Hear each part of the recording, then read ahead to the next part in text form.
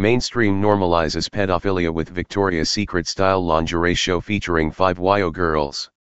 A highly disturbing Victoria's Secret-style lingerie show featuring 5-year-olds highlights the push to normalize pedophilia in the mainstream. By J. Sermopoulos, August 9, 2017. The latest movement within media and Hollywood pop culture is a distinctive agenda to normalize pedophilia and the sexualization of children. The latest example of this growing trend within mainstream media is a fashion show that many feel crossed the line from, with scantily clad girls, who appear to be as young as 5 years old, walking the runway in a Victoria's Secret style show. Photo, Australscope. The show, held at a shopping mall in China, revealed shocking images of young girls wearing nothing but lingerie, costume wings, and headpieces. This comes on the heels of Kim Kardashian sparking controversy last month after she posted images of her new children's line, which included a bikini and lace slip dress.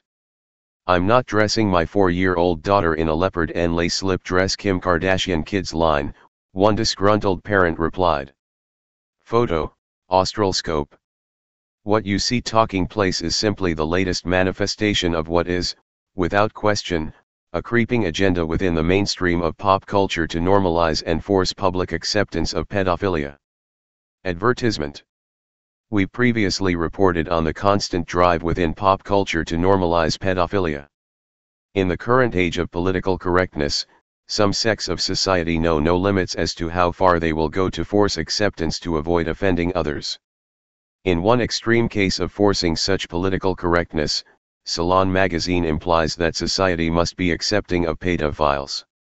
In 2 separate articles, Salon refers to pedophilia as an alternate sexual preference and suggests that society should embrace these differences by insinuating that this poor man is just misunderstood.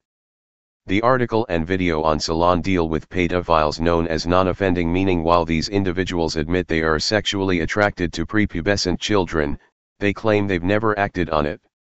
However, the subject of one Salon article, Todd Nickerson, admitted to seeking out jobs as a babysitter and noted that he fell in love with a 5-year-old whom he babysat. The U.S. corporate mainstream media is, without a doubt, the most sophisticated propaganda operation in the history of humankind, according to political philosopher Noam Chomsky, author of Manufacturing Consent, The Political Economy of Mass Media. Read more. Journalist who blew the whistle on CIA media control drops dead at 56. The mainstream media works diligently to alter and shape our perceptions and values. It seems clear that the propagandists are attempting to engineer a society that is accepting of pedophilia as a normalized behavior. Both Elijah Wood and Corey Feldman have publicly discussed the fact that Hollywood is a den of pedophilia, noting that numerous powerful moguls and others within the Hollywood scene prey on the vulnerable like vultures. Revealing exactly how the normalization propaganda operates, the New York Times published an op-ed proclaiming that pedophilia is not a crime, instead sympathetically characterizing pedophilia as a disorder that these pedophiles are living with. The sell is that people who rape, or who fantasize about exploiting or raping children, are portrayed as victims living with a condition that they have little choice over. The article goes on to insert tidbits about recent studies, which is an appeal to authority meant to imply that the author's normalization agenda is backed by science. Thus, claims such as, men with pedophilia are 3 times more likely to be left-handed or ambidextrous, a finding that strongly suggests a neurological cause, leaving readers to discern the credibility of the author's opinion based on an unprofessional interpretation of the actual study. Essentially, the idea being forwarded is that people who want to have sexual relations with children are suffering from a disorder, and thus are not subject to a moral evaluation, but instead are in need of compassion. The idea that pedophilia is a condition, rather than an internal mental process involving desires and attitudes, leaves the pedophile blameless. Read more. Tosh.0 just exposed a dark pedophile channel on YouTube with over 12 billion views. It's clearly a sign of the times when the New York Times devotes more time to making excuses for pedophilia than it does defending innocent and victimized children. Interestingly, the CEO of the New York Times, Mark Thompson, was involved in the cover-up of cases involving British child rapist Jimmy Savile, who raped as many as 500 children over the course of his career, while being protected by media moguls and celebrities alike. Further revealing the nefarious agenda, when recent news broke of a massive pedophile ring being busted in Norway, numerous mainstream outlets deleted published reports on it, including The Washington Post, ABC News, and The New York Times. Actions such as these give pause as to what exactly is the agenda of these major media outlets engaging in such actions.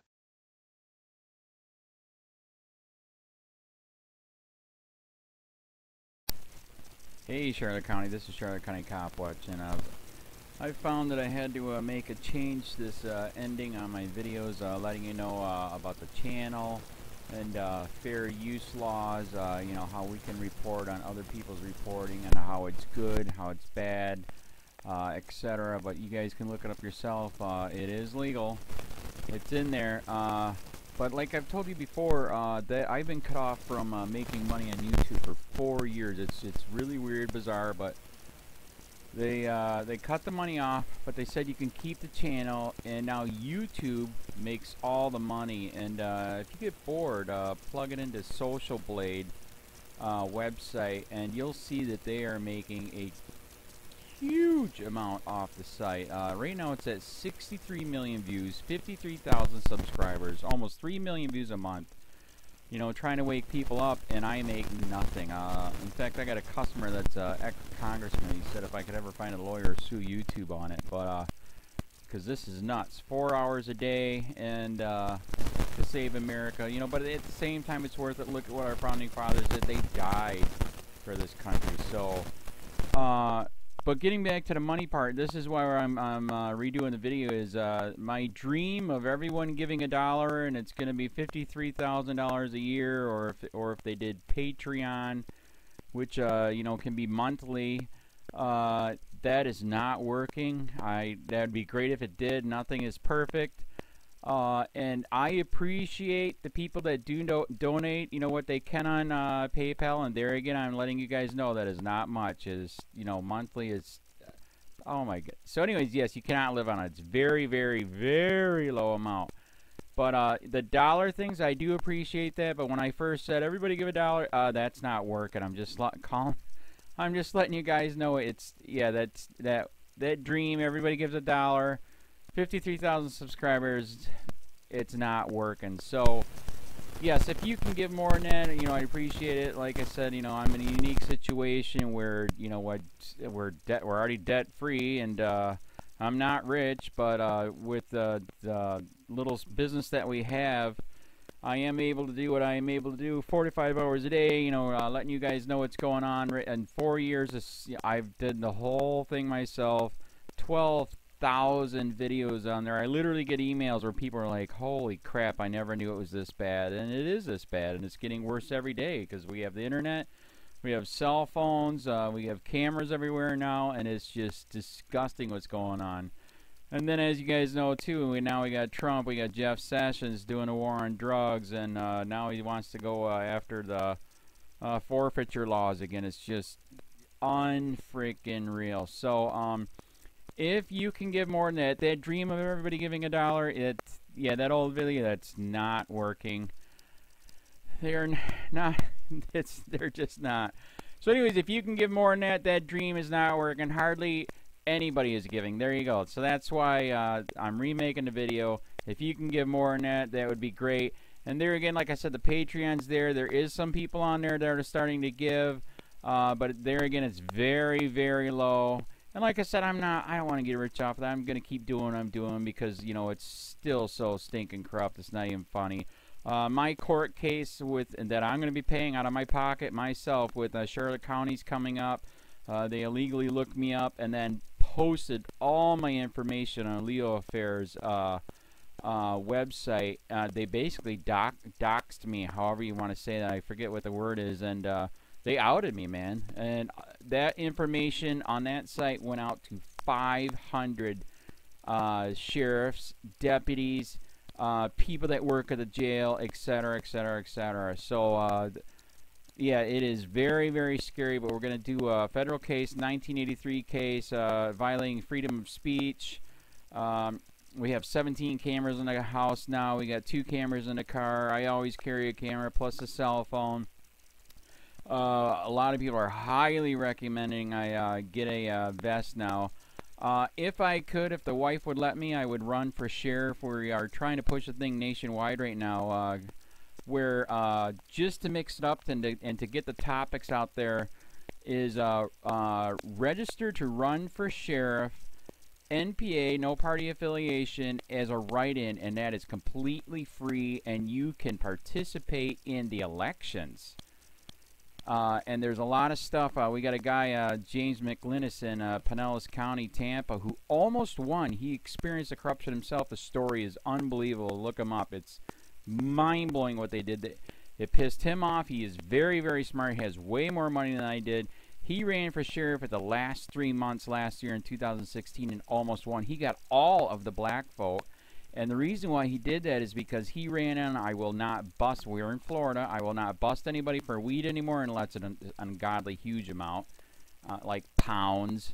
And then he also ran on no more victimless crimes, no more of this freaking road pirate bull crap. And then he was going to cut the budget by 30%. And when you think about that, you can. If you stop the road pirates, you can get rid of a bunch of people. Gone. So, the wife has been saying, yes, I can, yes, I can't. So I don't know. We're trying to find somebody that can do it because I am busy doing this anyways.